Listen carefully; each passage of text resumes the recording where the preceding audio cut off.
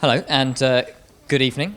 If you don't know me, my name's Andy Wilson, and most of the time I work for a company called the Digital Production Partnership, but I've been involved with SMPTE for quite a long time during my time at the BBC, and that's where I first met Peter.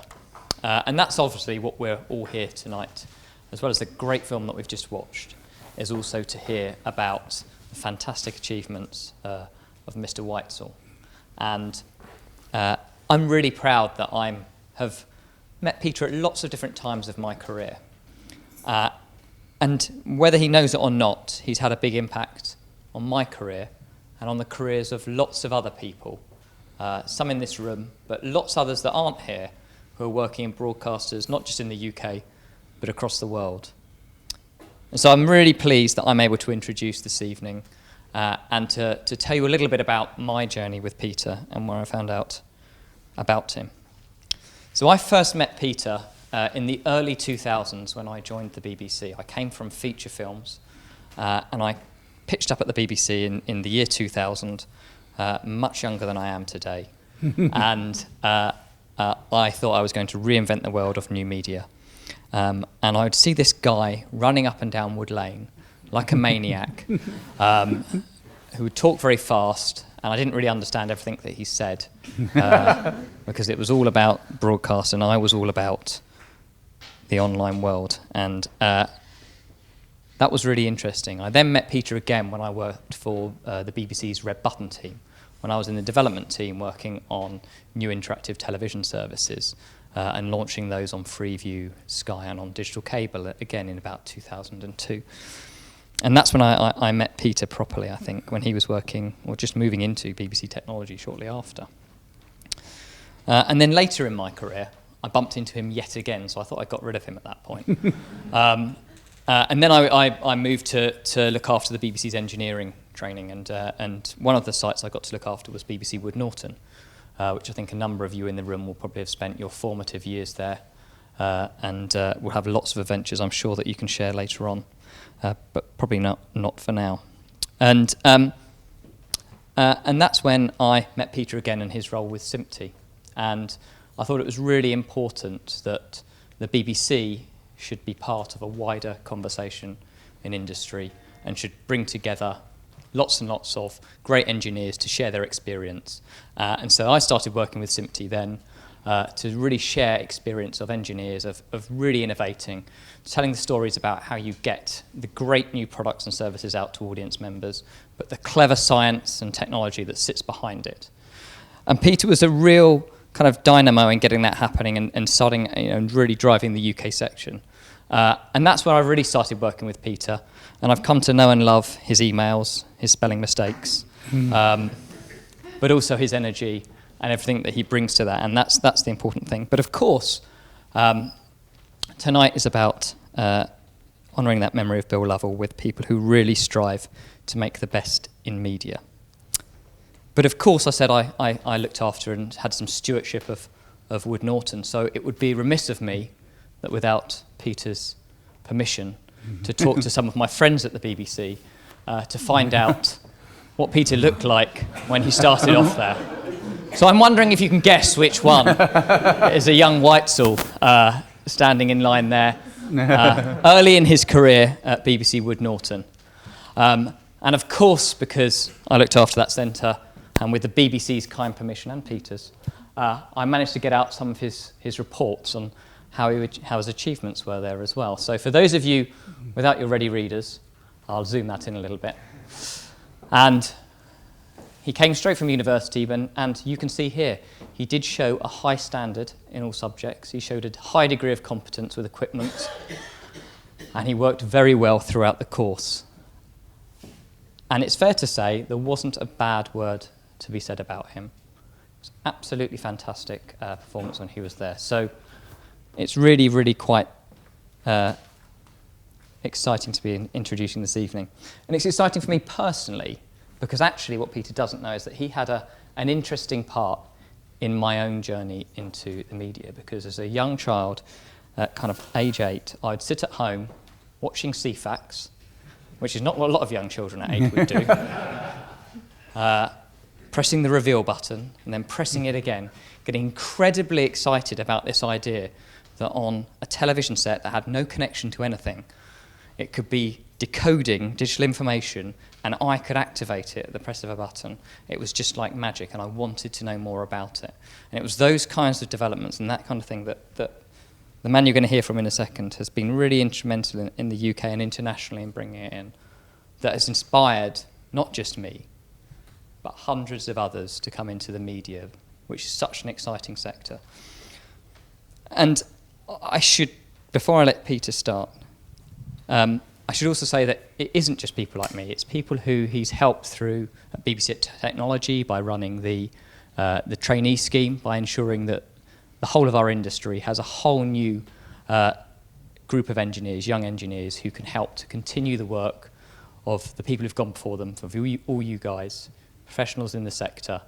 And he's been really pushing that. And then when I launched the BBC's new engineering traineeship and apprenticeship, it was Peter again who helped to promote that and get out and to bring other organisations in to work together as an industry to help solve those problems. So, I've blathered on enough. Without further ado, I'd like to introduce Peter Weitzel and his lecture about the impact he's had on the media.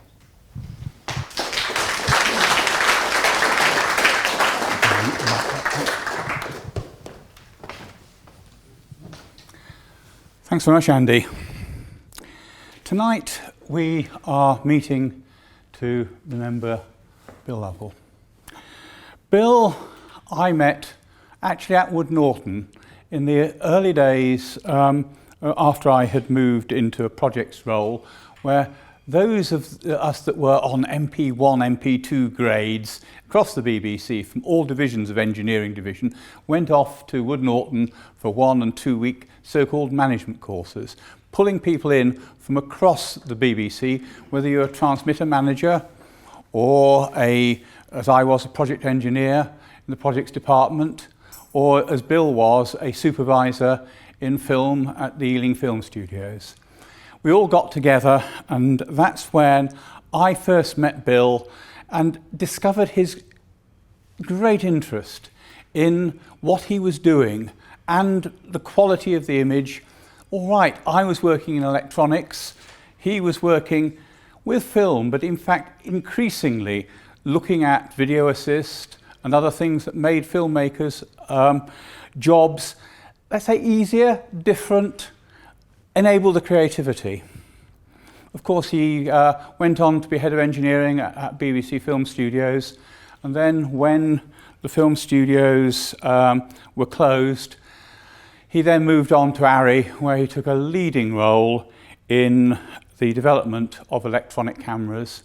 And it was very nice, just a week or so ago, that I and Bruce Devlin and Barbara were at the Academy's technology dinner to see that the ARRI Alexa being recognised by the Academy for all that it's done. And I'm very pleased to see that we have got and welcome a representative of ARRI here tonight, because really our industry, the creativity that comes from our industry would not be there if it wasn't for the electronic film camera, which Bill had so much to do with and ARRI have so much promoted. So it's very sad right at the beginning of our transit in BBC in SMPTE UK, that Bill sadly, tragically, died very, very suddenly.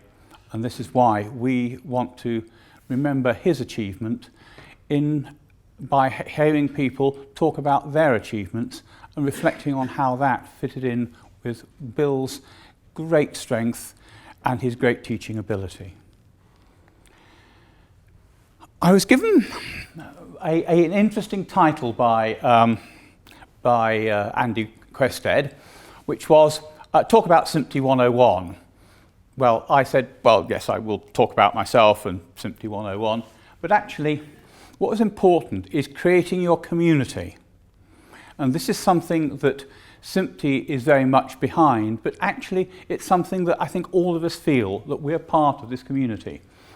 And seeing where do I or the organisation that I work for or what we get up to, how does that fit in with others?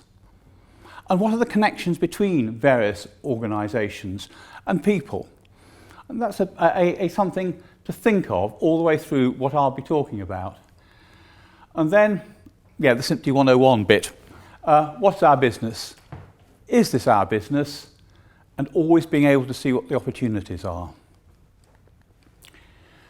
Welcome to King's College. This is our third time that we've been here. We were here at the end of our first successful year.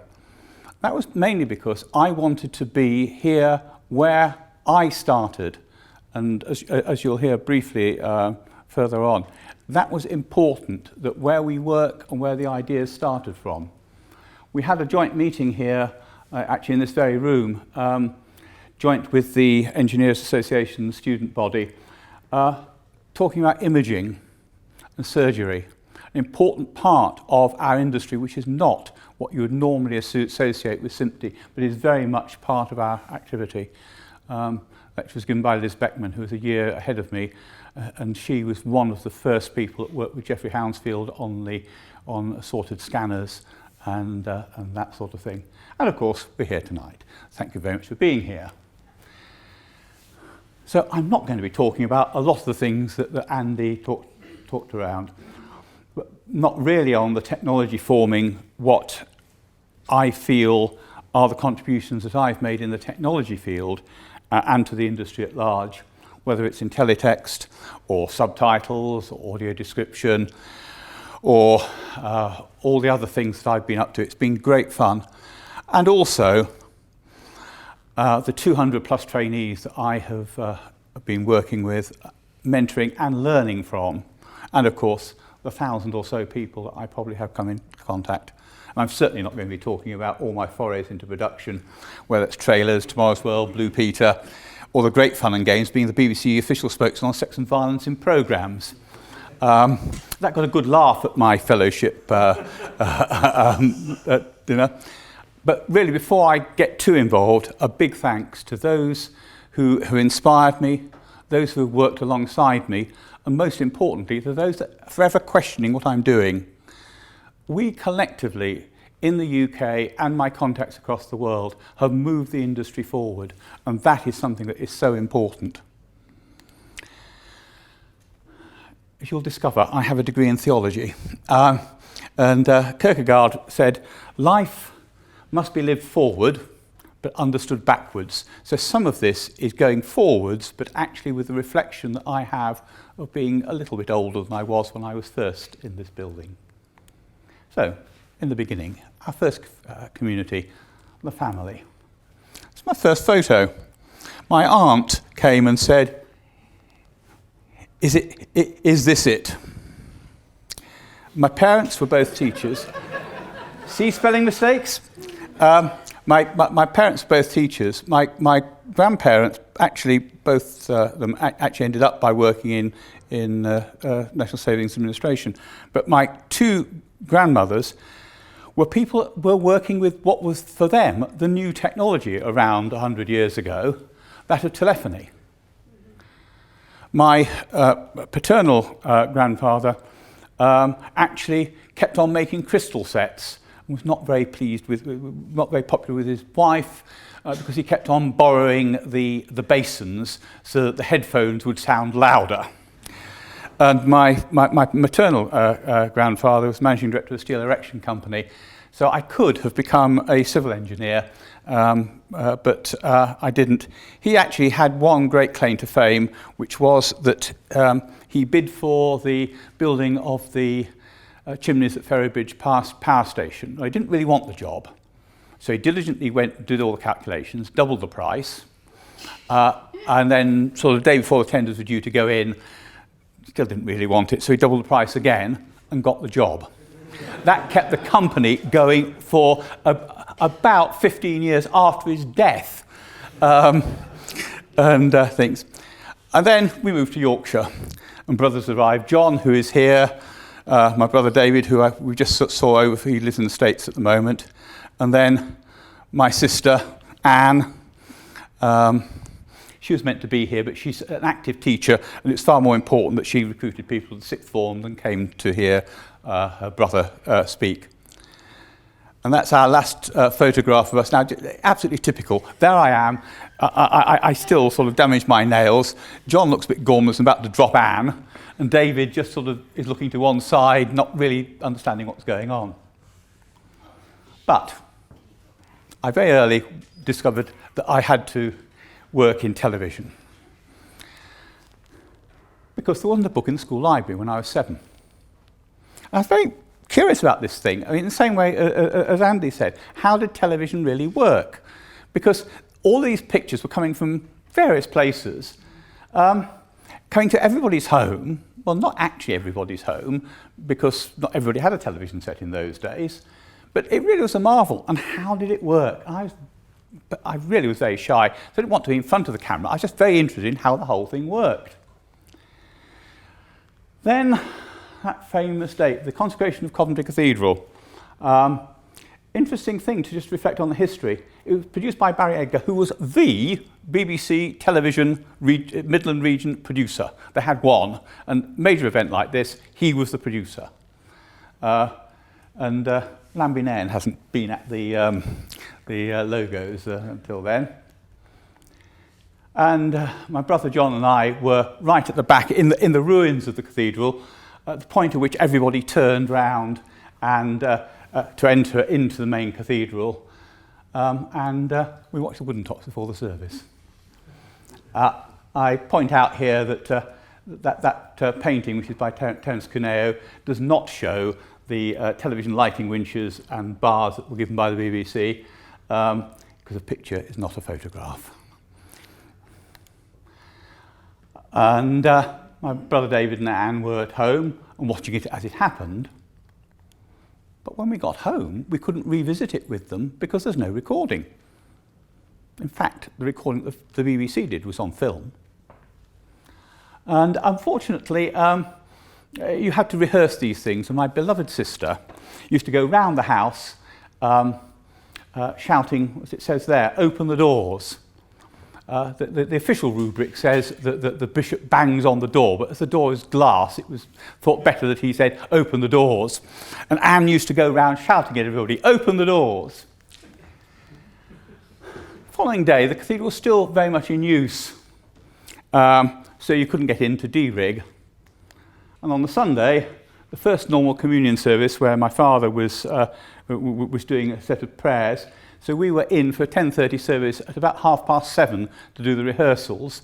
And I went with him and saw the fact that the BBC and ABC television were actually collaborating, one trying to get all the BBC kit out, and the others trying to get all the ABC kit in, and the vehicles not in and out of the same place, because the post office had very conveniently provided coax right in the middle of the car park, which is exactly where you go and park the OB scanner.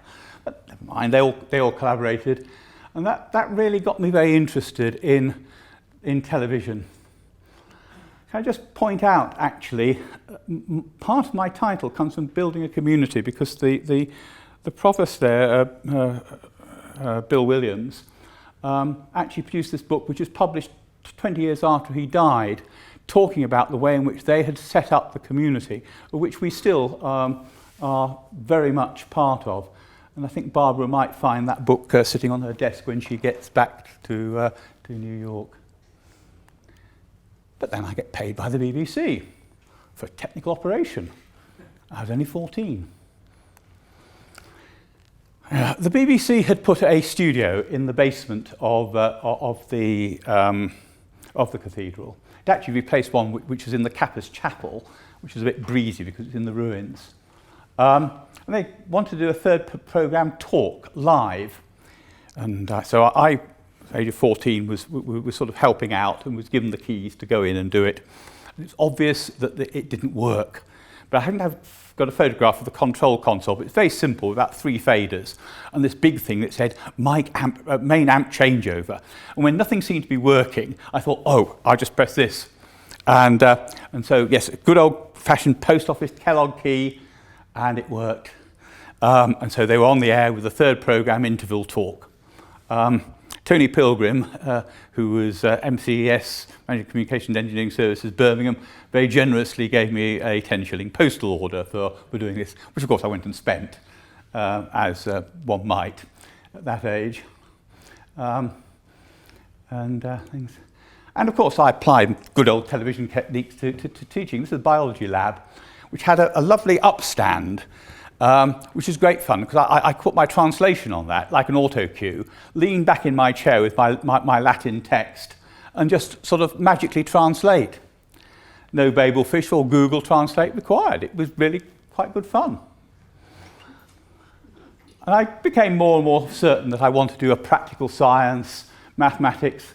I also actually was quite interested in typography and layout and music. I played the trumpet until that did my nose in, because I kept on having nosebleeds. And did my O-levels at 15 and maths, physics, chemistry, A-levels at 17. I got a higher grade in Latin, and I did an English language at O-level, so some of it must work. And then, obvious thing, perhaps to university, but not really so much. Student apprenticeship. GC Telecoms, the largest employer then in Coventry. The student apprenticeship so that I could choose the university. If I'd done a thin sandwich course, I had to go to what was then called Lancaster Polytechnic, which is now Coventry University, which was at home. But I wanted to go to London, a place with a good engineering tradition, and more than engineering. So my second interest is law. There's a photograph of a place which must have the wrong title. It's called Telephone Works, and they clearly don't. Notice the car parks in the sort of far left of the thing. That is now a vast housing estate. And I came here. King's has had engineering since 1834. Very small college, about 2,500 undergraduates. That's about the size of the natural science faculty now in the college. It's grown over the years. Did war studies, music, theology, law. Its principal at the time was Major General Sir John Hackett, officer commanding British Army on the Rhine, until one Dennis Healy made some defence cuts, which was silly. So John Hackett wrote a letter to the Times, which of course the Times published, as one does, and the RAF managed to get into Whitehall by 9:30 in the morning, where he was offered a safe chair of classics at any Oxbridge College or Principal King's College London, and he chose the latter because it was closer to the Cavalry Club.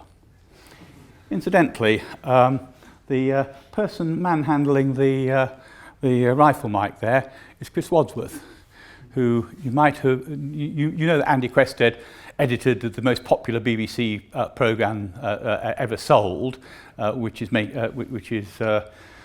oh, never mind.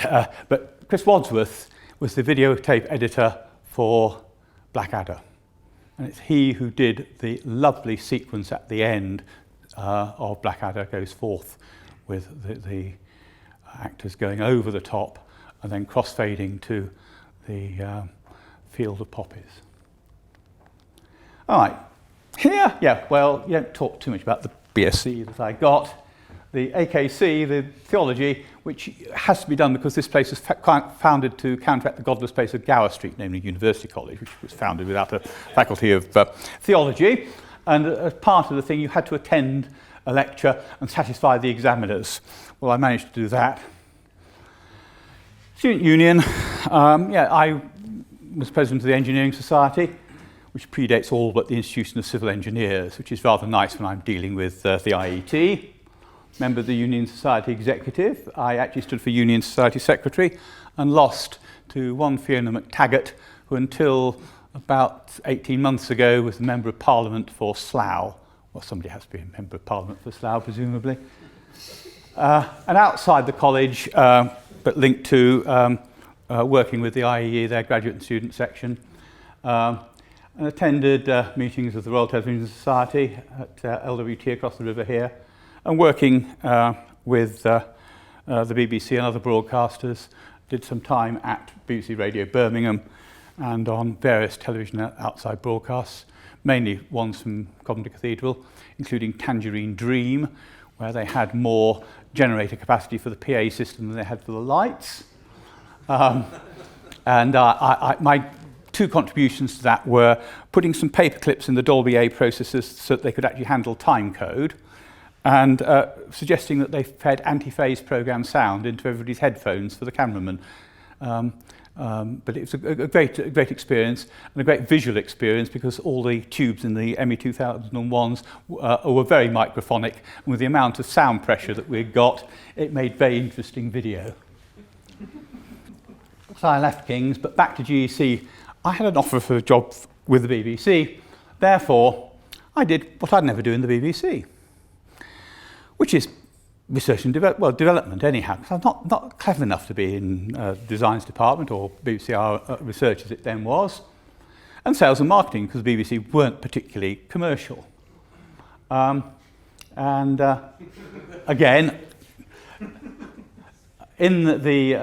I spelt the word opportunity wrong 14 times. Actually, while I was there, I also helped the IEE separate from rugby, which was power and railways and things like that, rather than the telephones that don't work. So, what's the BBC? The laughter is there because the Phoenix was the on-site pub, which was very nice to have at the end of the first day working full-time for the BBC. I then spent 2 years in day maintenance just across the road here at Bush House, which is incidentally where what you might call King's College engineering faculty reformed is. Small and television centre. I took a cut in pay, and GEC didn't pay that well, and bought a flat in WC1 just south of St Pancras Station. Mortgage rate was 12.5%. How times have changed. And I did those sorts of works after I worked at Bush House in the television studio section of the Studio Capital Projects Department, installing the first Grass Valley 300 ever made in PAL, serial number 5 in the world, and being responsible but not actually getting round, because I changed job, to doing the last one in PAL ever made in Manchester Studio A. Actually, doing that job was quite exciting because the main use was youth television with Janet Street Porter. So I'd sometimes go in and vision mix during rehearsal. My vocabulary was extended somewhat.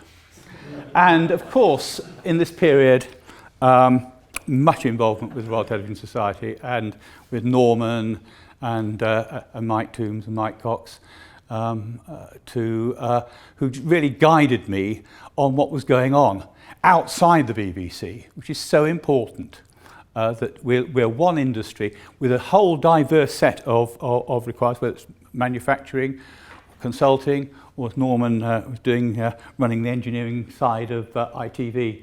Very, very important, and also the RTS and their lectures. I also kept myself educated. Diploma in Management Studies at what is now the University of Westminster, Polytechnic of Central London it then was. This was opposed by the BBC. My line manager at Bush House tried to put me on shift until I complained to personnel department, who said this was totally unfair. And then right at the end, after 3.5 years, the BBC refused to let me do the project that I had to do to get the Diploma in Management Studies. But I'd done the study, I enjoyed it. Looking again at something that I was interested in, but didn't directly impact my work, which is corporate strategy. Of course, I was working with the IEE as it then was, the younger member section. Note there that that's an ancient one for the graduate and student section, which changed itself to younger members. But the meetings there were in places not only in London, but outside London. And some of this you will see very much in how we operate SMPTE. I actually was on their council, one of their boards, the professional board, management and design division, actually on the professional group E14, which is broadcast and television. Really thoroughly enjoying myself doing things, and of course there was always the RTS. This is where things failed. I couldn't find my copy of the Finniston report and my letter to the Times, But I got my Finniston report came out. Monty Finniston had been commissioned by the government to write something about how engineering was our future. Because of my IEE contact, I had an advance copy of the report. So at about 8 o'clock in the morning, I dropped the letter through the letterbox of the Times in Gray's Inn Road. And the thing was embargoed to either noon or 1 o'clock. They had to publish. Unfortunately, I can't find it. Other things I got up to. Trying to get the engineers to think more about the business, not just the technology, and founded that series of younger members' management conferences, which lasted about 25 years, and wrote management simulations, of which that paper is in IE Proceedings Part A, which is suitably learned. What's even more learned is that my co-author, Dr. Nigel Burton, became president of the IEE about 4 or 5 years ago. But we had a little problem in the IEE called the white area. The IEE had local representatives elected by the people in Manchester or the North West would vote for a member on their governing body. Likewise in Scotland, likewise overseas. But the southeast corner of the UK, being a third of their membership, had no representation on their governing body, which is a bit strange. So, London Younger Members covered it all. So as I was on IE Council, I was dispatched to go and talk to all of the people that were perhaps doing IE things around the countryside. Some of it was quite exciting. You go out to Chelmsford, who had been organising things quite well, but they were very uncertain about it, and yes, but they could form their own committee, and they got a good person there as their chairman, old man Millington, who had been the chief engineer of the Marconi company. He'd probably been retired about 15 years, but was still very lively. Used to cycle around Chelmsford smoking a pipe, and it's always a bit hazardous as to whether he'd actually get to a meeting without being knocked off his bike. On the other hand, they were very, very keen about setting up the Essex area. There was somebody whose name I won't mention who worked for the CGB at Didcot. And he'd been organising on his own a meeting or two a year there. He was of the mindset that if he was put up for election, nobody would vote for him. So I had to sort of persuade him that we could set up a committee and he would stand and people would actually vote for him. And sort of somewhere in the middle, there was other people sort of, how do we set up? Are we small? Are we big? And then how do we divide ourselves up? South, East Centre with London, Kent and Essex as sub-centres. Thames Valley with South Bucks and Reading and Surrey. And then, of course, nobody wanted Watford. So I had to do all of this to try and persuade them to decide where the boundaries were, which sometimes was interesting, and then getting them all to write constitutions, which, of course, all had to be different, but they all had to comply to the IEE's basic rules for what a centre and things should say. Okay, that takes us up to when I moved from doing television studios to central systems, and a bit of a decade of turmoil. That's what my boss said when I came to him saying, I have a bit of a problem. I've just taken up this post, and I've got this lovely bit of cardboard from CFAX with nice gold edging to it, inviting me to the launch party for the new version of CFAX. So he said, well, go along, enjoy it. It'll be the last thing you ever do for CFAX. Well, you don't quite believe what your boss says. And that is not a complete list of everything that I've done in the CFAX and teletext world. The ones that I highlighted there are probably the things that I see as greatest achievements. I find no difficulty with all of this stuff now with IP, because I was doing exactly the same thing with a packetized system doing dynamic allocation, giving various packets priority over others. And I was doing that in the early 90s. Getting the BBC to accept the fact that they could do 100% subtitling, and we've got technical systems to do that. And then standardization, including the first open standard electronic program guide, which has one key difference from all the others. It dealt with now, next, and next but one. That's very important, because if you're coming up to the end of a program, you need to know what the next program is and what the program after that is. Nowadays, they all do it by pushing back and telling you, which ruins the title sequence. But you could do that. Actually, what I don't mention there, and seeing Norman there, ought to have got this in program delivery control, where I took over from Norman on getting turning video recorders on at the right time to go and record programs, and determining what a program is, which is an interesting debate with our dear friends in presentation department. Of course, running a team, you've got a bunch of people where you've got total control and responsibility and the ability to direct, although I did seem to have got my job selected to take over some very, very good people, and others, well, I can remember one individual, I'm certain that Mike Winston will remember who I'm speaking of, who you had to phone him up before you went to see him to ensure that he was awake. I can remember he used to take the minutes for a meeting that Mike Winston chaired, and he used to go to sleep. But the other thing, of course, was that this was a time of cutbacks, and we were losing very good staff as well as the not so good staff all the way through. But I also was having a role looking across the whole business, which I think is important. Of course, my other bunch of people were the volunteers that were running standards. So I would be trying to persuade Philips or Thomson or Siemens or the IRT or whatever to actually be working on my standards rather than what their company was saying. Informal chats, you cannot direct, but one nice thing about the international meetings were you would meet up at the airport and you could have a few pints and sort the world out there. And this actually, trying to get suppliers, you can't direct a supplier, but you can go and encourage them. But of course, within the BBC, we have a loose confederation of warring tribes. And that's really what the BBC, it still is. You know, determined creative people, egos the size of planets. And it wasn't, I was dealing mainly with nations and regions. It wasn't BBC London versus the nations and regions. They were warring with each other all of the time.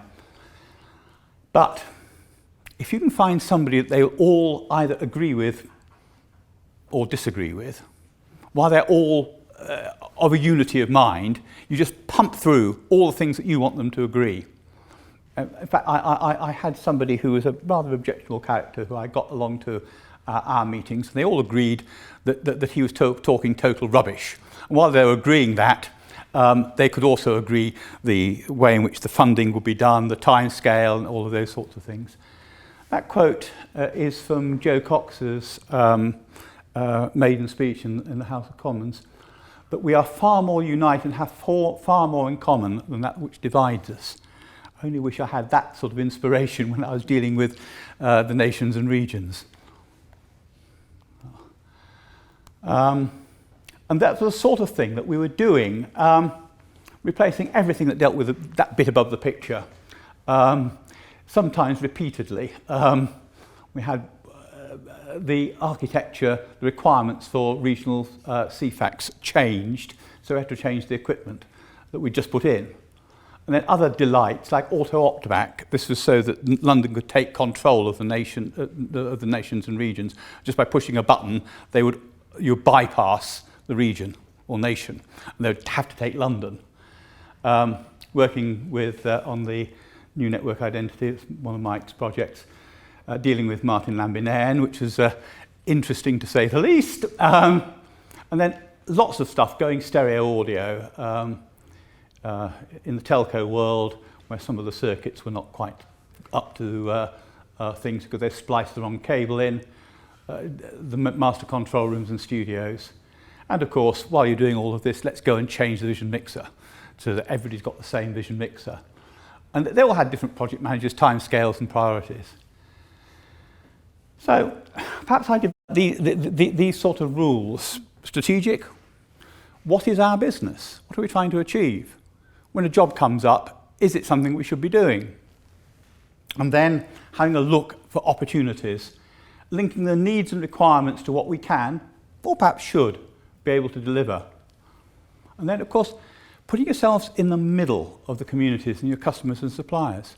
We in Studio Capital Projects Department, we're working on behalf of engineers in, let's call it the output directorates in the nation's regions or television centre or wherever, and the suppliers. And we were trying to get everybody to actually deliver.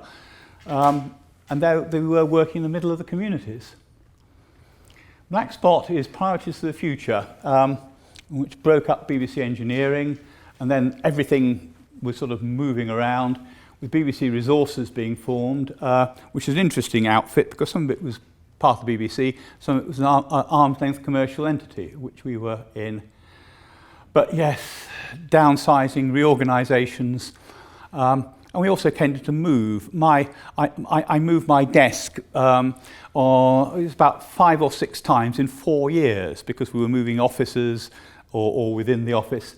But there was a lot of naivety, like this scrap of paper, which apparently was the business plan, which had numbers on it. That's a budget, not a business plan.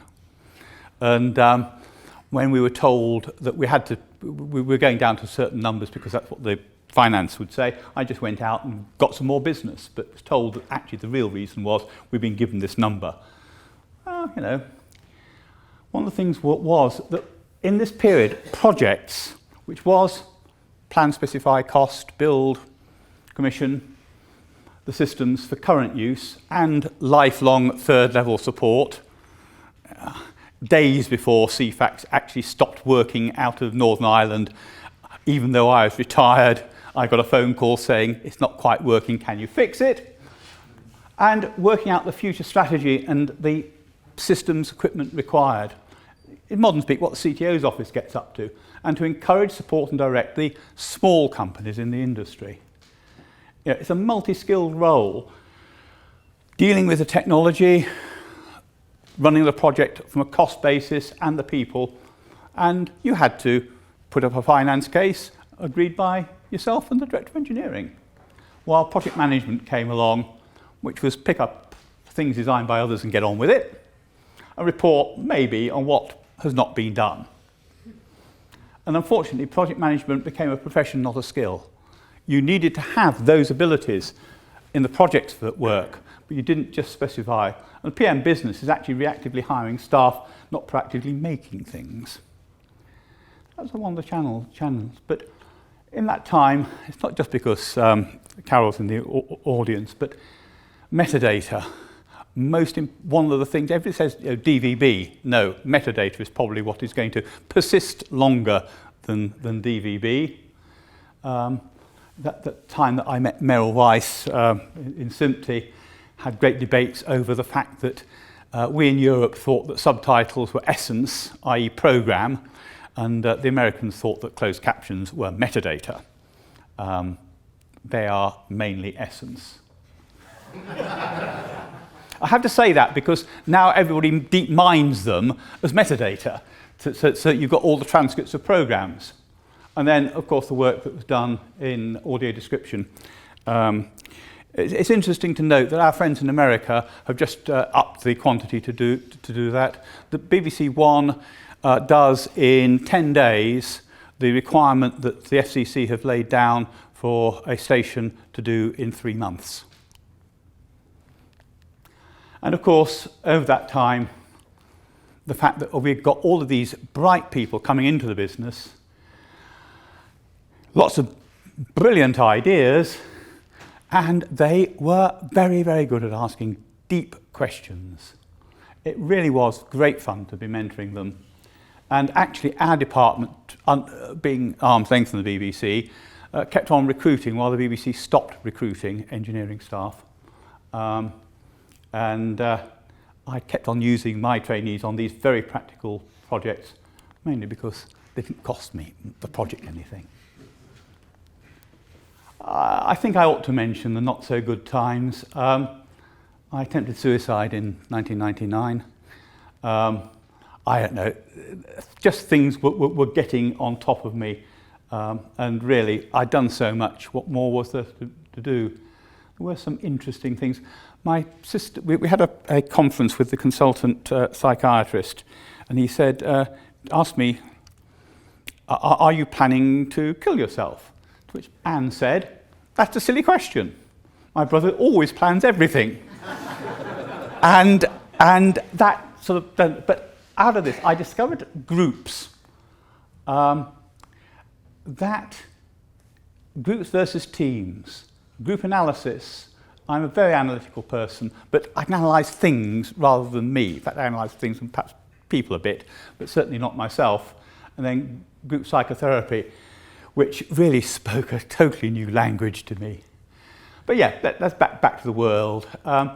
BBC Technology had been formed by taking the places of BBC resources that weren't selling themselves by the day, like wigs or outside broadcasts or studios, and merging them with corporate IT.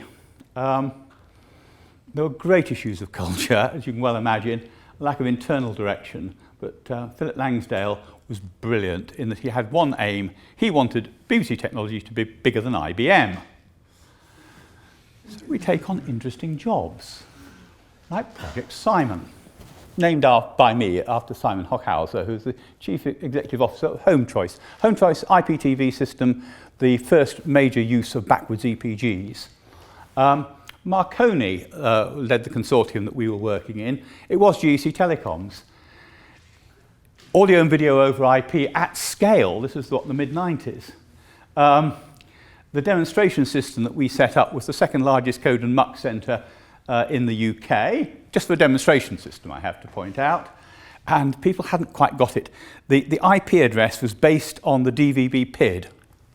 And to get something that was sensible, Robert Hanscom there, I think, did a lot of the mapping of, let's call it almost random number PIDs, which we had some control over, to get the right number to work into the IP domain. Yeah, I met some of my colleagues from GCT. I certainly had a lot more opportunities than they had. Quite interesting, actually.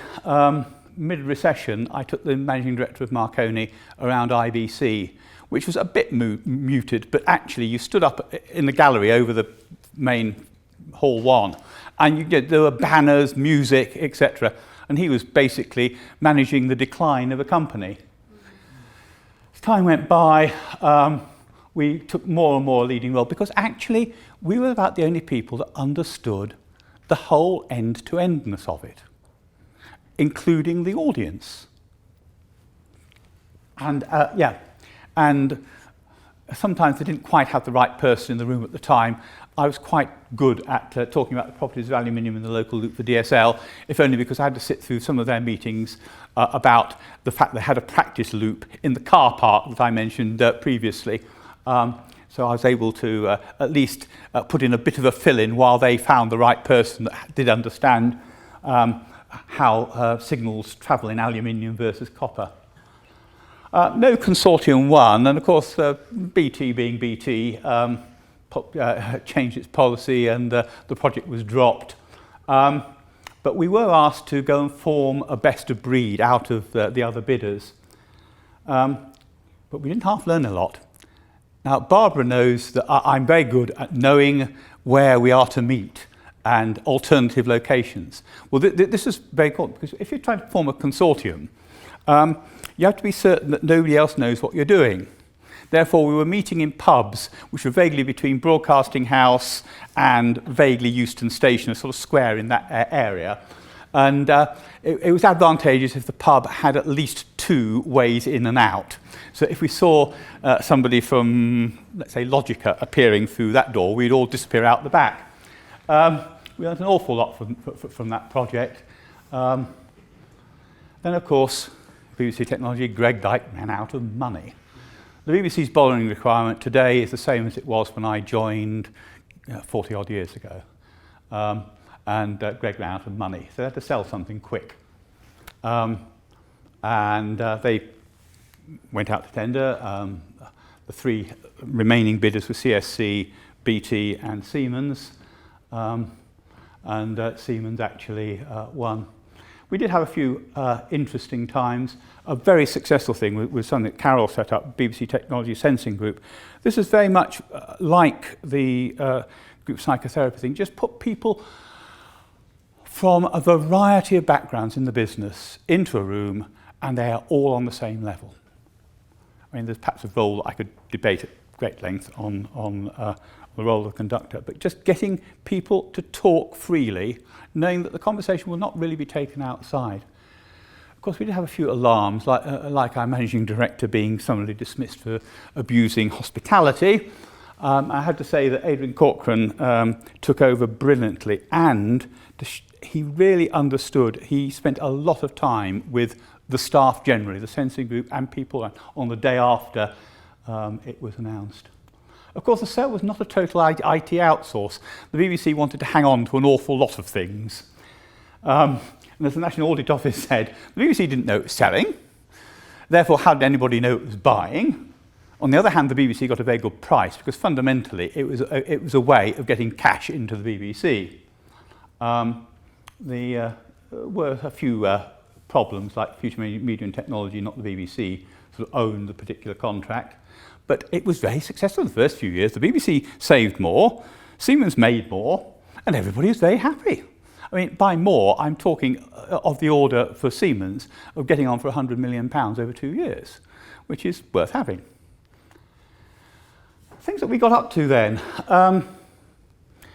Work abroad, South African broadcasting. We had a number of goes at that, working out how to go digital with radio and television studios.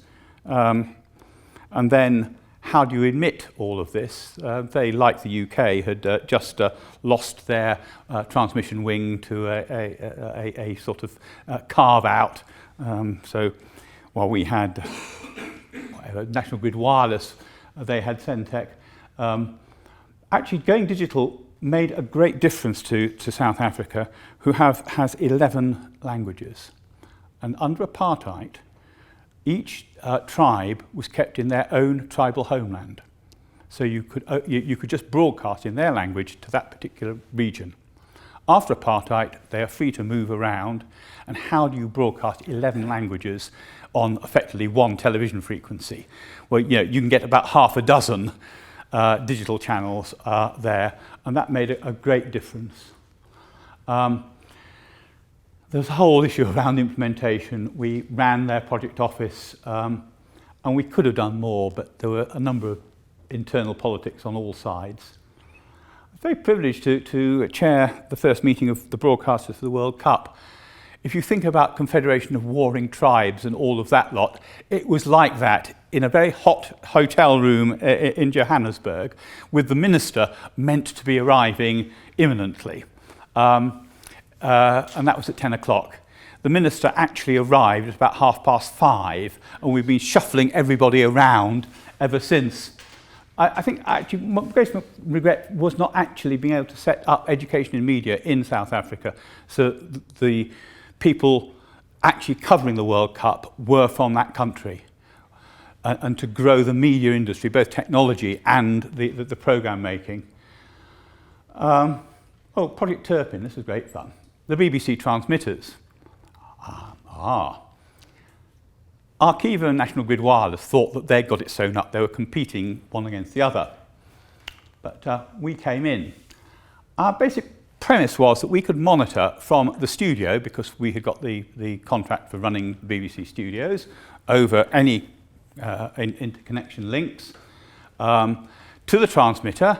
And in fact, we could actually monitor it at people's homes, because actually Siemens in Austria made a very, very nice set-top box, which did DVB, DAB, FM, and if you asked it very nicely, it didn't perform too well, AM as well. And we could put that in everybody's home, in each of the service areas of the 1,000+ television transmitters, and actually monitor what was going on.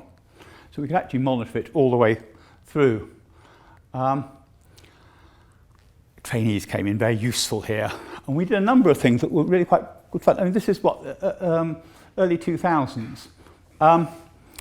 One of the trainees went home one evening and said, I think I can work out the answer to the problem. One of the issues was, how do you project manage doing things where you have got transmitters with relay transmitters, repeaters and the like, up to 6 of them up a Welsh Valley, and to identify which ones you do and in which sequence, so that a fairly major rebroadcast link has a second link coming in, and all of this lot. He took MB21's website, went through and wrote some code that sort of scalped off the National Grid. Actually, I think the National Grid references, turned that into eastings and northings, and put it on Google Maps, and also looked at a spreadsheet that we'd got saying whether it was the first major gold, platinum, etc. And the whole thing lit up, and you could. Oh, it really was quite good fun. No, Archiva and NGW hadn't got anything like that, and we could show various differences of how if you change things over. We actually took them to Roke Manor. Roke Manor was Siemens' R&D facility. They're sort of equivalent of Kingswood Warren, which in the media space is famed because it developed Hawkeye, now marketed by Sony. And not perhaps quite the day to talk about rail project management, but we decided that if you're doing this type of work, where was the thing in the Siemens business that was most like re-engineering the whole of the transmitter network, i.e. doing things and still keeping the service up and running. And that really was quite good fun. But it's all very exciting. We acted that a lot of disruption, but then something happened and we couldn't take it any further, which is a great pity, because it certainly showed the BBC, the industry at large, and Archiva, who won the contract. The 2 contributions I made to that are the use of a satellite for the backup. The 3rd link to every transmitter is by satellite, and also the use of teletext to run the your service is about to disappear on the analog natures. As John, I knew John will be here, back from California. The Raman network. This is sort of a partly done deal. It's a major part of the Siemens offering was that they could make the BBC's connectivity a lot cheaper and a lot bigger. But the BBC did see its network as the major sites, the regions, international IP, and Siemens were overwhelmed by the fact that we had all of these sites. But I was very keen on getting a single set of network solutions, which I failed in doing, but John and Hermes has now just got in for the BBC. And of course, I was working on audio and video over IP. Cable and wireless, the telco did a like-for-like for local radio, and the BBC internationally was also using that. And Siemens did nations not like-for-like. If there was a circuit, whether it's mono or whatever, radio is stereo. So one circuit would always be stereo. And by everywhere, I mean from Lerwick and other places. Lerwick is nearer Norway than it is to Glasgow, and it's further away from Glasgow than London is. If you don't know, look at the weather map, and it's top right. We also were using video over the network using JPEG 2000 compression, and this was on the standard BBC wide area network that was carrying telephony, which is a confounded nuisance, all the web traffic, all the SAP accountancy systems. Actually, that's quite good fun. In Abuja, in Nigeria, we got the bandwidth because the SAP accountancy system required it rather than the broadcasters requiring it. And up in Scotland, it also had avid file transfers going on. And JPEG 2000 was quite nice because it does sort of degrade quite elegantly. So when the telco went and did something which involved a fibre being dug up, which shouldn't have been dug up because it shouldn't have been there in the first place, Russell Trafford-Jones phoned me up and said, I think something's gone wrong. And yes, but we still kept the circuit up, even though the circuit was a quarter of what it should have been. We also had some MPEG-4 low latency stuff. We repeated that in Cambridge, which replaced radio links at a great saving of cost. And then some video from Jerusalem and other places, and gave lots of advice. And just for our friends in America, the architecture of National Public Radio's audio over IP, over satellite, was again designed by us. So it's not just that. And SABC got a good deal out of the telco for IP connectivity, so used it. So that's where we sort of need to think about where we're fitting in, where do others fit in, where we're connected. What's our business? But Siemens just didn't really get it. IT works by silos. Broadcast tends to work far more end-to-end. There was always a tension between the sector, i.e. media, whatever that might mean, and the BBC account. Elsewhere, Siemens had, typically in the UK, taken over government departments like National Savings and Investment and the Department of Work and Pensions, where the sector and the account were more or less the same thing. In media, even in the UK, the BBC, yes, it's a large slice, but so is ITV.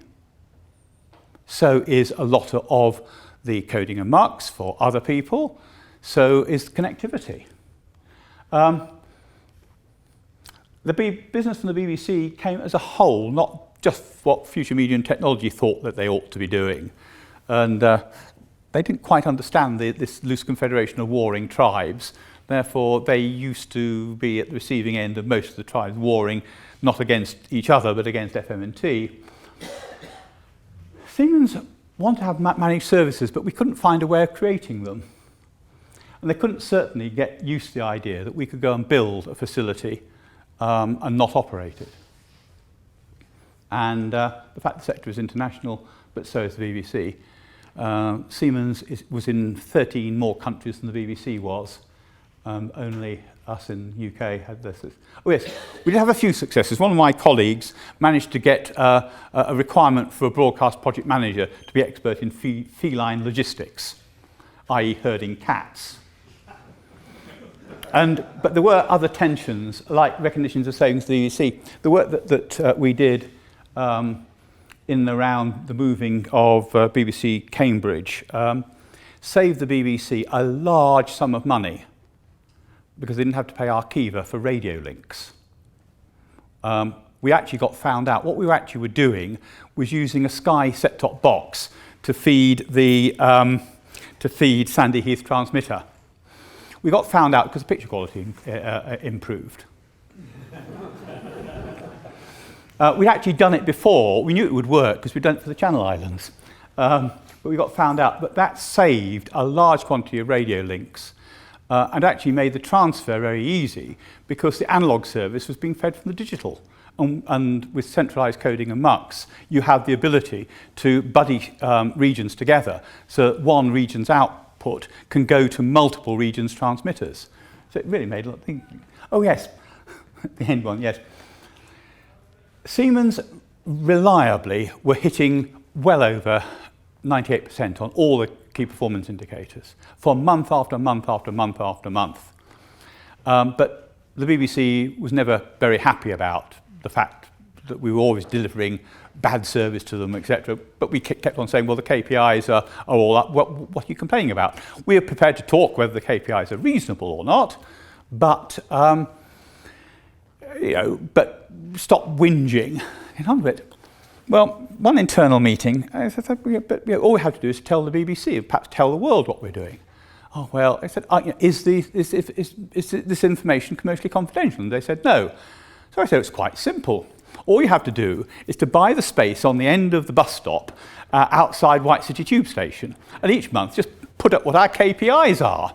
That will communicate to everybody. And I can tell you exactly how to synchronize it with the publication of Private Eye. So well, they didn't quite like that idea. It's a very good one, I felt. So Siemens really began to move away from broadcasting. I had to introduce them to the fact that all producers are project managers.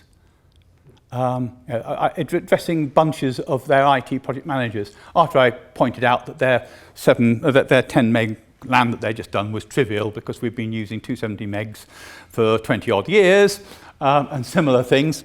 But I said, well, but if you're doing the 6 o'clock news, it happens at 6 o'clock, plus or minus absolutely nothing in time.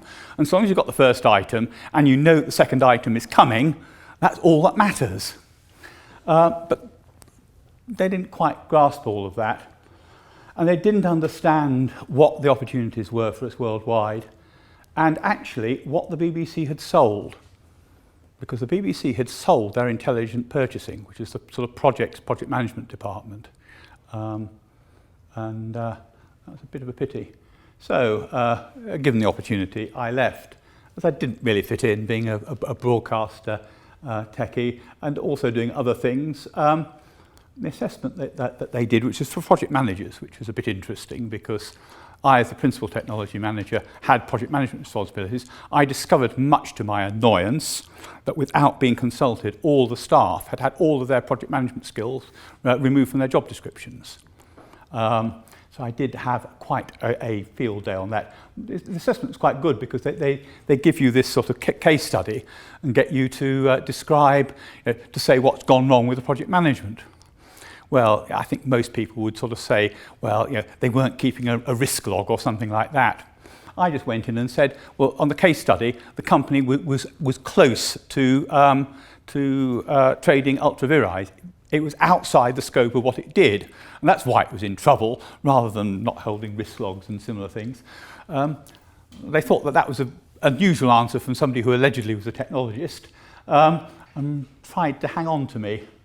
But I spent my time outside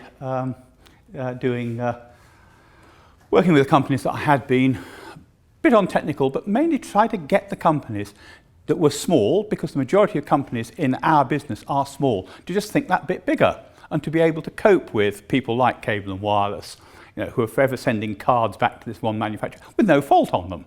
Oh, well, this is dead easy. All you do is to say that there's a standard price for fixing a card. Make it about £150. If you know that when you take it out the box it'll work and you sort of plug it in, all the lights light up and audio goes in and audio comes out, how long has that taken? You've got £150. That kept that particular company directors in very nice Mercedes-Benz for quite a few years. I also applied for some jobs in the industry, which sometimes with some very interesting results. But I actually went and did a course in group psychotherapy. So not only now do I have a degree in engineering, theology, a sort of qualification in management, I also have one in group psychotherapy.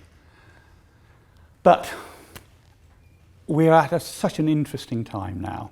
When I started, digits were just about beginning to happen. The telephony world had decided that 90 megabits per second wasn't quite enough and 120 might be a bit better. AS3 was just about happening. But what have we got now? IP, virtualization. We've now got pictures which are absolutely just marvellous. The better pixels that we've got. And there is so much more to be curious about. I'm still curious about it, but I think that the youngsters have got a lot more time. And what's better than providing stuff, whether it's delivered in the home or into a theatre, that either reflects the reality of today's world or gives people that creative jump to a totally different world that the theatre gives, the cinema gives. And we've got so many ways of getting that to people. It's absolutely amazing what can be done. And it's going to be up to those of us that perhaps younger than I am to take that one forward. Okay, let's have a look at us in the UK. Okay, Society of Motion Picture Engineers actually had an international presence. We were founded in the UK section in 1921. which is, 5, 6 years after SMPTE itself was founded. But there was a bit of a row that went on in the 1930s, and what is now BKSDS IMS was formed with some legal restrictions.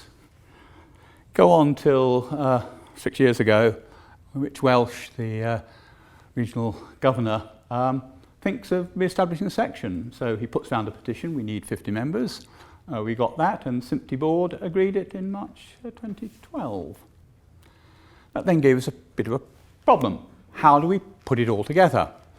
Rich found these characters, Bob Gentry, who many of you know from a long career in NBC in the States and with BBC Worldwide, and a certain outfit called BSB, non-digital.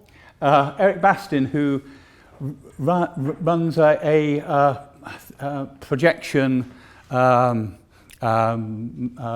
service company, Mac Desborough from Dolby, Tim Harris, who at the time was with Digital Vision. He now is the CTO of Myriad and does very clever things. He's very, very bright in image processing, and myself. And we sat down to work out what we had to do. And at the end of it, we decided that we'd get CJ to be our chairman. So what did we need to do? We need to work out what SMPTE meant to the UK, because after all, we've been thrown out, and what we as the UK part of SMPTE meant to the wider SMPTE. And we need to do it in a business-like manner. But actually, when you had a look, there were the articles and bylaws. The articles are very legalistic. The bylaws are quite good fun. And there's a lovely bit of paper about how to run a meeting, which talked about ample refreshments, which seemed to be a good idea. Because the actual how you operated was being revised. And the other thing that SMPTE talked about a great deal was the 3 pillars. So we meditated on the 3 pillars of membership, education and standards. And we worked, that is the key order. We're a membership organisation. We get our not-for-profit status in the States because we're an education organisation. And we also set standards for interoperability. Actually, at the same time, we were looking at the then BBC 6 public purposes. And other than sustaining citizenship and civil society, most of the others fitted what we felt we ought to be doing quite well. So we got a bit of guidance there. Okay. SMPTE sort of had this model which had studios and broadcasters on one side and manufacturers on the other. It doesn't really work. We had 9 or 12 boxes. Take film, television, digital media, times, creative, services, perhaps 2 types of services and equipment. And then add research and development, education, and the non-entertainment, which things like health, military, law enforcement, gaming. Well, that's probably in the entertainment sector, it didn't nicely fit in whatever. And we could see that cars were having video on them as well. So we sort of set up this vague chart, and we have large and small creative companies, the service companies that are creative, post houses, technical services of service providers, systems integrators, and many small companies. And then these other sort of categories. We're addressing not one industry, but multiple industries, and covering all sorts of areas. So you start putting various companies in. The BBC, largest maker of films for theatrical release in the UK, does everything in the creative space, does a certain amount of its own editing and similar things, does a technical service coding and MUX, has iPlayer, large website, research and development, and a lot of other things like radio. Sky, second largest ISP. A lot of other, but does creative stuff, does its whole playout, edit, whole studios to satellite, and provides for others. And of course, website, streaming, a little bit of R&D, and of course makes its own set-top box. You start looking at other companies, UK Post, Arqiva, a manufacturer like Sam.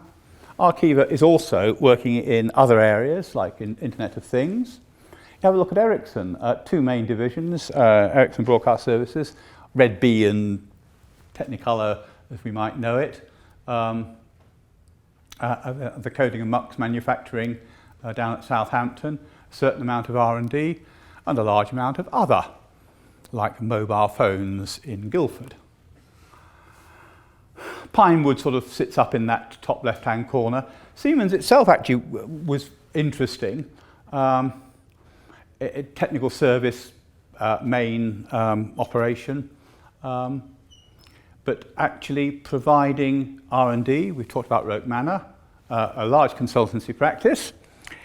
We also were involved in military. I was involved in the design of a sort of microphone array that pointed a gun rapidly in the direction into which the people were firing at you. So in Afghanistan, you basically just pressed the button, and if anybody fired at you, it sort of slewed round rather fast, it went bang, and went and fired off at them.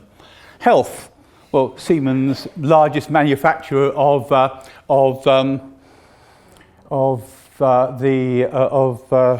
imaging, medical imaging equipment. They have a vast media asset management problem. The whole closed-circuit television thing, we had installed the largest video over IP network in the UK, which is for national car parks. And also, not that we did it, but an American firm called Axon has just delivered a large amount of equipment to the Metropolitan Police, who have a vast media asset management problem. 4 hours of video times 28,000 police officers each day. How do you log, keep that secure, delete it after 31 days, etc. And a whole range of industrial things, from making things to trains and whatever, a lot of others.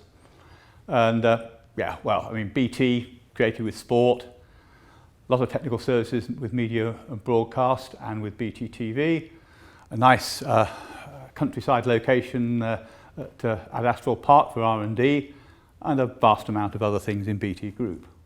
So these are the sort of people there. Let's have a look at the people here. Well, do we want directors? Perhaps not. Editors, camera people? Yep, they perhaps are. Lots of technical roles. Semiconductor engineering? Well, perhaps. But there's no obvious degree subject. I have to point out to you that our incoming governor, Mark Harrison, has a PhD in history.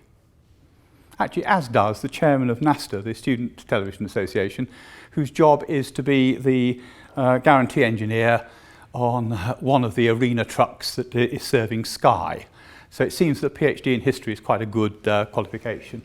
So perhaps the fact I've got qualifications in theology and the like doesn't really matter. Of course, you have to decide what an engineer is. A clever person. In the UK, chartered engineer, engineering technology. SMPTE type of engineer, anybody in M&E plus the technical role. This basis what technology is. Then let's have a look at SMPTE, a membership organisation, international, with a third of its members not in the USA. It's not a charity. It's a USA not-for-profit. It covers moving images, audio and metadata. Has members. It is mainly run by its members, not its staff, and it delivers education and sets standards. So let's see how that fits in. There was a hole left by the IET, the RTS and BKSTS all dropping their technical activities. And therefore there was a fairly obvious space that we could sort of land in, but there were others, the AES, the Guild of Television Camera People, and other kindred societies. The trade associations, DVP, DTG, IABM, UK Screen, and others. You know, we have to work with them, but we are different because typically we are international and we cover pictures, sound, and this funny metadata stuff. So how do we relate to, in the UK, relate to SMPTE as a whole? We thought that we would be the section that would be the ambassador for SMPTE in the UK, but we very rapidly worked out that our business was to provide all SMPTE services in the UK, whatever they were, we need to deliver them in the UK. We do our own, which is our main business, and we offer our services back. If we've got something brilliant, we will offer that back to our fellow SMPTE members. Our main selling point was the fact that we had a meeting which could encourage networking. Charities cannot encourage networking. We wanted to have high-quality speakers and discussion. That was not a priority for a lot of other people. We wanted to put up a year's worth of programme because that showed the range and the balance, the sort of things that were going on in the industry. And we met where people worked, not in a hall or a hotel on a regular basis. I mean, Toronto section, for instance, meets in the same place. It's quite a very logical reason. It's about the only place in Toronto that doesn't get totally snowed up, and everybody knows how to get there. It was very important that we wanted to build our community, to make more impact, to recruit members, and having all of these contacts, because covering such a wide area, we should be leading what was going on. We need to work across the UK. At the time, we had 83 members, and a third of them were outside London, being roughly speaking the M25. The offering of all that we do, yes, we've got a lot of education. We want to be involved in the standards making. We in the UK are unique in SMPTE sections in that we have strong film, television and digital media industries. We wanted to get the younger generation welcomed, not students alone. Students are quite easy to recruit. You just tell their lecturers and they go and tell the students to join. What's more important is that we look at those who are moving into our industries who have not had the guidance of don't have the guidance of their lecturers and staff to help them. And that's why to look at the graduates that are coming into industry and at the same time those who are doing student television with degrees in aeronautics, PhD in history, German, as well as the sort of usual STEM subjects. And we needed to be businesslike in the UK and with SMPTE as a whole. We set up our own limited liability company because that actually is the only real way to trade in the UK. It makes your VAT interesting as well. And then the OMs came out. And this is what it said the section should do. Effective and well-run section provides a sense of community. That's what we were looking for. Educates them, creates opportunities for members and things to network, and finds new members. Incidentally, so that shows how we were sort of covering our things, all of SMPTE, business-like, across the UK. I bring that thing there because actually in the bylaws there's nothing that says that the section is geographic.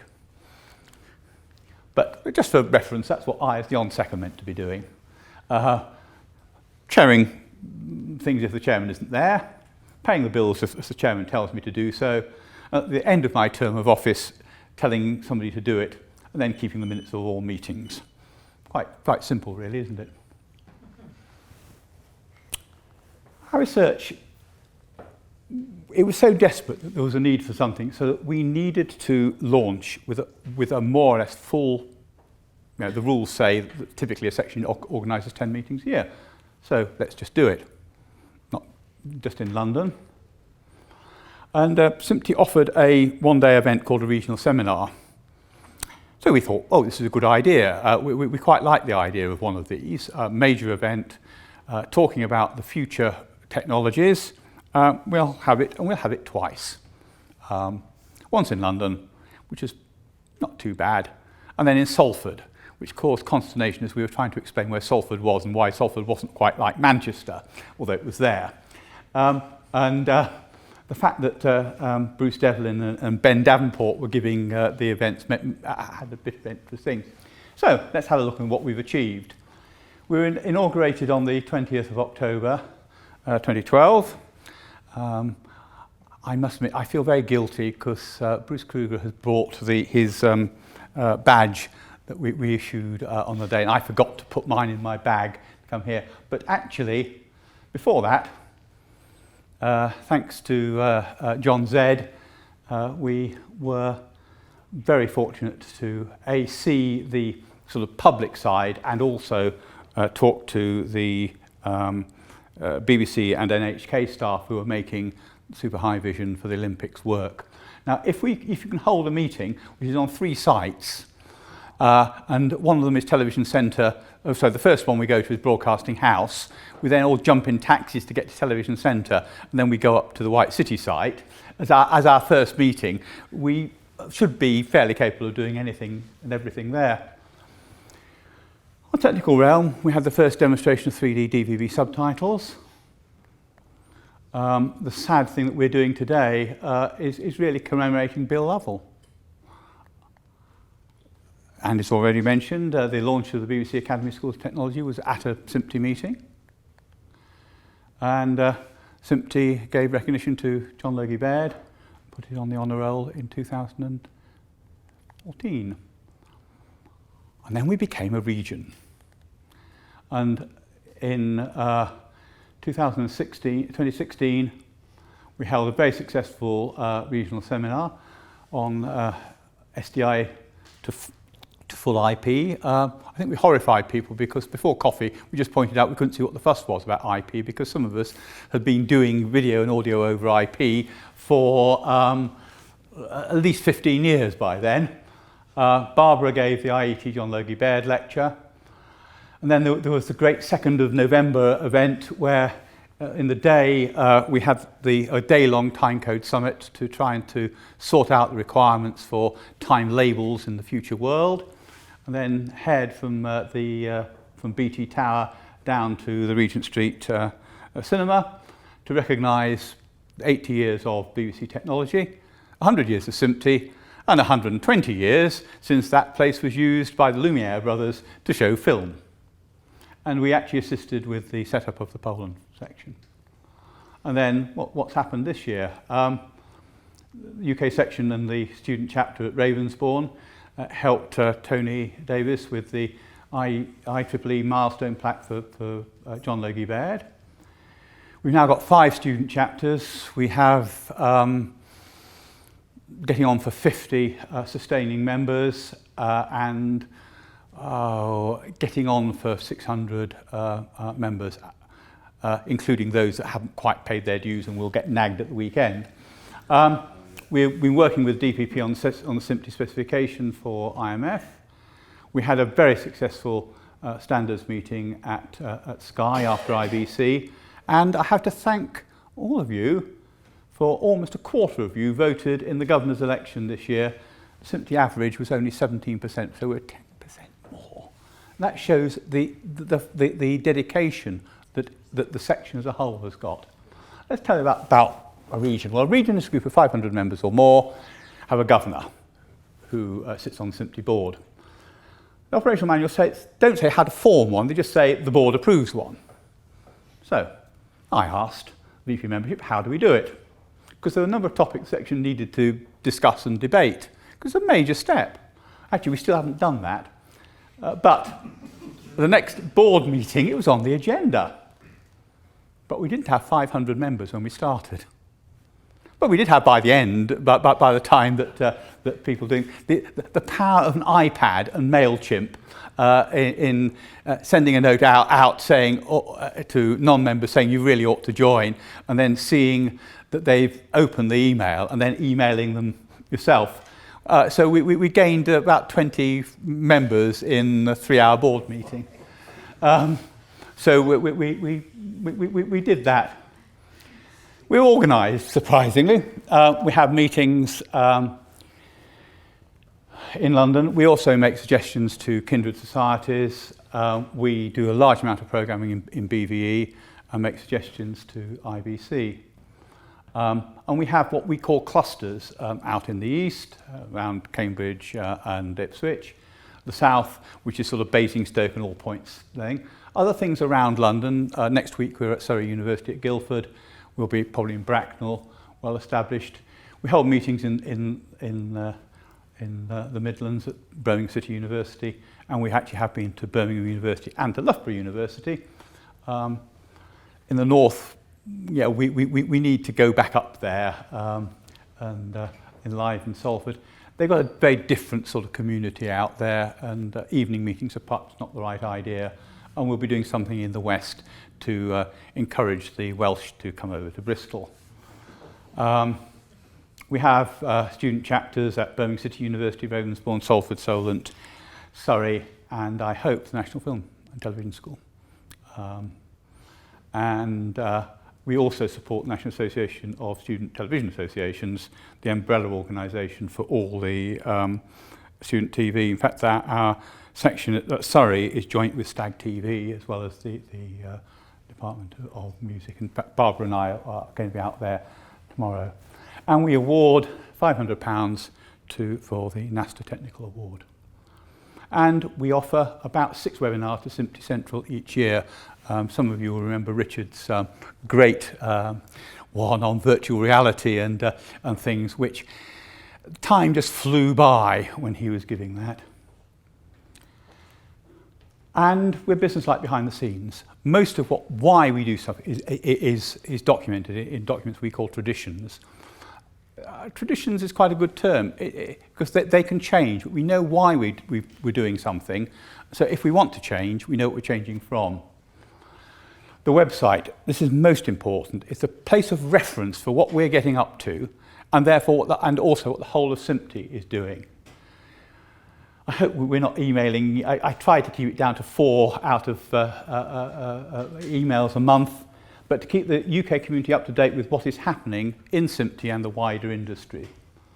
Our managers meet to execute the key decisions to support SMPTE, and of course we're engaging with the industry. And a lot more routine. We're dealing with you almost as individuals, so we try to welcome all the new members individually, and make some reference to who they're working for, where they're living, where the next meeting is close to them. Chasing those who haven't done their dues. There are 39 members who I've got to pursue over the weekend who have not paid their dues. We contact recent graduates. That sometimes is quite good fun because they all change their email addresses when they graduate. And we try very hard to recruit those who attend our meetings. Seeing some of you here, we've been successful. The administration of meetings is mostly done by Sky. I have to thank Bruce for allocating some of his admin resource to doing that. But really what we're trying to do is to keep in touch with you, our members, the UK industries, SMPTE Central and the Home Office. So, let's look to the future. We need more members. This is being recorded, so I won't say which section we want to be bigger. We're the 3rd largest section in SMPTE. It would be very nice to be the 2nd largest one. We need more people so that we can do more things over more of the UK. Because where is the expertise in various parts? All of this, as well as people resource, requires money. And we are taking an even greater role in the media tech and other ecosystems and the development of SMPTE worldwide. So, I'm giving up in June. I was meant to give up last June, but CJ didn't quite get himself organised to find a replacement. So that's what I think I should be doing as the ONSEC. Coordinating teams of coordinators, to assist the chair, which is what we have to do, and to represent the section and other organisations and to the USA. But to do that, I require other folk. We have got somebody in post who's coordinating students and student advisors, but we could do with somebody looking after the graduate scheme and links with NASTA. I've recently found somebody who will look after our contacts with our sustaining corporate members. We could do with somebody to help us with recruitment, somebody to welcome and deal with the data management of retention. Organise and support ad hoc industry groups. We're looking at a number of topics. Russell Trafford Jones came up with one on fundamentals, which we're very close to sort of been going more public than we did at IBC on. But one of the issues that we feel the industry has got is that too few people understand the real basics of the physics and optics and electronics of what we get up to. You don't need to know that much, but if you just know that sort of, I talk about carpet tiles. They're long thing, and they sort of more or less tessellate to give you a good idea of what's going on. And to grow the clusters across the UK. There are other things that we do, exhibition stands and logistics. If we're doing stuff in BVE, and we'll come to that later, we get a free space. And we need somebody to look after that. And the whole area of just telling people what we do on the website, on social media, the newsletter, and producing banners. We are deeply appreciative of Home Office that went and produced these banners for us, but we could do with some for ourselves, and particularly the student chapters, to have their own with their logo at the top. Of course, our main purpose is education. So all SMPTE meetings planning, which I'm doing at the moment, and I don't want to give up immediately. Sorting out the operations, coordinating those that are producing meetings so that we get a suitable overlap between topics, but not too much of a gap between them or exact duplication. SMPTE provides courses. We have provided courses in the UK on IMF. There are a number of trade bodies whose business is not education, who are looking to SMPTE as an educational organisation to provide them with courses, whether it's on IMF or SG2110 or perhaps even MXF or whatever else. To organise our own webcasts and streaming, and also perhaps to offer to the larger community what we should be getting up to, what we're doing in the UK. At the moment, our webcasts from SMPTE are in the morning on the West Coast, the afternoon on the East Coast, and the evening here. Wouldn't it be nice to have a morning here, which is afternoon, evening in Hong Kong and Australia? To organise conferences, and to cope with external conference and exhibition speakers provision, etc. I mean, just this afternoon, we've been trying to get somebody on an IBC webcast. We've got the expertise in SMPTE. Let's share that around. Standards. We would like to have people that are involved with standards to have a little bit of a chat within the UK to share what's going on. We'd like to host plugfests. And there are little things that might also happen in standards things. I'm about to be talking to the OB industry about issues around plugging OB trucks together at IP, because most of them work differently from each other. And I also need to talk to BT because they have similar issues about connecting with OB trucks that are doing things. But that's the sort of thing. Now, of course, we've had this before, because I can remember a long time ago hearing the tale of Trident Television, which is Yorkshire TV and Tyne Tees, who had outside broadcast vehicles, both made by Marconi, and the live pin on the EP4 connector on one was the earth pin on the other. And they did a joint OB. But we also need to be talking to our friends outside. The kindred societies, of which we've probably got 7 or 8, the trade associations, probably 5 or 6. So we're talking over a dozen organisations that we're working with, or sometimes more intimately than others. And a good idea to have somebody also ensuring that everybody's coordinating. Quick disclaimer, I'm not saying that we need all of those people, because one person can do more than one role, but the idea is that we've got two roles assigned to any particular activity at least, and it gives somebody an experience of having the succession planning. Other sections that don't quite have our liveliness will conflate roles. For instance, one person just looking after membership. but we are large and we're doing a lot. And we always need people to produce our things. So, the heart of what we do is the meeting. It's great fun because that's how we find out what's going on. You have a jolly good conversation over our ample refreshments before the meeting to find out what's going on in the industry, and then hear somebody like me outlining what's happening. And we look very much at getting a good thing. You're not going to have quite time for question and answer session tonight, but we really want to reinforce the SMPTE tradition of having good meetings and good networking. Bill, I sort of still remember him at our last meeting before he died. He arrived, he talked to everyone in the room, and he just sat at the back. And when the questions were sort of beginning to dry up, he just sort of said, well, why?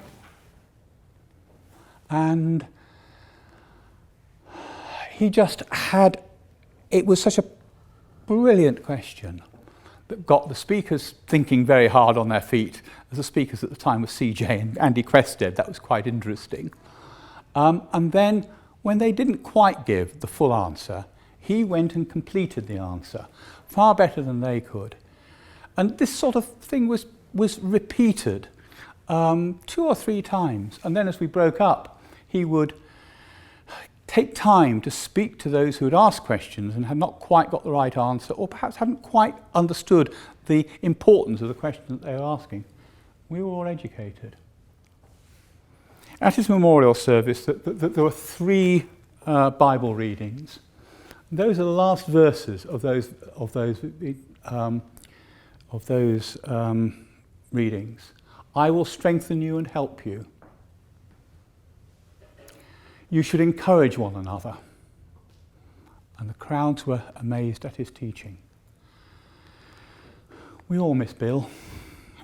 He did so much in a short time helping the SMPTE section in the background. He really understood what it was to help and share his knowledge so that others would benefit from that. We really miss you, Bill. And on that, thank you all. Those who inspired me, those who worked alongside me, those who have questioned me, and of course, you here tonight. Thank you very much.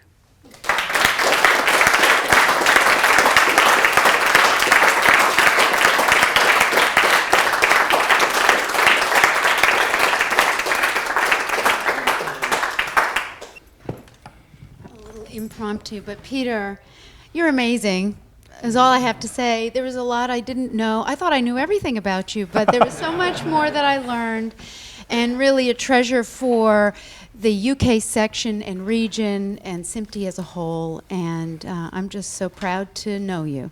So thank you. Thank you all very much.